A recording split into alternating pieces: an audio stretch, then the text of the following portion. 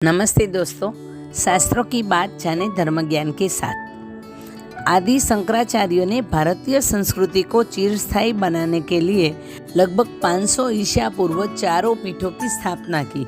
उत्तर दिशा में बद्रिकाश्रम में ज्योतिपीठ, पश्चिम में द्वारिका शारदा पीठ, दक्षिण में श्रृंगेरी पीठ, पूर्व दिशा में जगन्नाथपुरी गोवर्धन पीठ। इनके संगत क्रमशः बद्रीनाथ, द्वारिकानाथ, रामेश्वर और जगन्नाथ 4 पावन धाम है। इस प्रकार जगन्नाथपुरी भारतीय संस्कृति के 4 पीठों में से एक एवं 4 धामों में से एक है, किंतु पुरी धाम शेष अन्य धामों से अधिक महत्वपूर्ण है, क्योंकि यहाँ वर्ष भर अन्य धामों की तुलना में अधिक लोग आते रहते हैं। इस मंदिर के निर्माण संबंधी एक कथा बहुत लोक प्रचलित है और यह मान्यता मंदिर निर्माण से पहले की है, जिसके अनुसार एक बार राजा इंद्रद्युम्न को स्वप्न आया कि स्वप्न में भगवान विष्णु का आदेश हुआ कि पुरी के समुद्र किनारे जाए, वहाँ दारू लकड़ी का गट्ठा मिलेगा, इससे मेरी मूर्ति बनाकर स्थापित कराए। जब राजा ने इस स्वप्न के अनुसार पूरी समुद्र किनारे जाकर देखा तो सचमुच उसे दारू लकड़ी का एक गट्ठा मिल गया।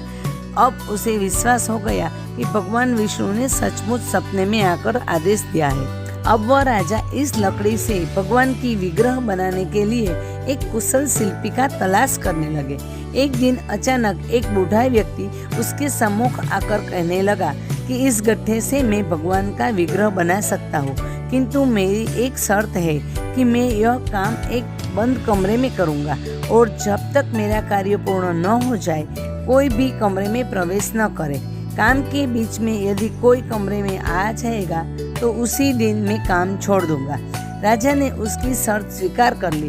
व्यक्ति ने एक बंद कमरे में अपना कार्य प्रारंभ कर दिया। कमरे से बाहर से उनके औजारों की ध्वनि सुनाई पड़ती थी।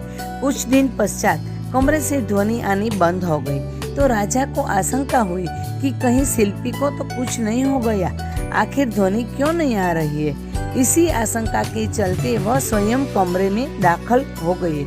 कमरे में दाखिल होते ही उनके आश्चर्य का ठिकाना न रहा। कमरे में 3 मूर्ति आधी बनी रखी थी। तीनों मूर्तियों का केवल चेहरा और धड़ ही बना था, हाथ पैर बनना बाकी था, किंतु बनाने वाला शिल्पी वहाँ नहीं था। राजा को यह समझ में समय नहीं लगा कि यह शिल्पकार और कोई नहीं, देवताओं का शिल्पकार स्वयं विश्वकर्मा जी है, जो अपने शर्त के अनुसार मेरे कमरे में आते ही काम छोड़कर चले गए हैं। उन्हें कमरे में प्रवेश करने का बहुत ही दुख हुआ। इसी बीच नारद जी ने एक ब्राह्मण के रूप प्रकट होकर बताया कि यह भगवान की ही इच्छा थी। प्रभु स्वयं इसी रूप में रहना चाहते हैं। भगवान की इसी रूप में पूजा होगी।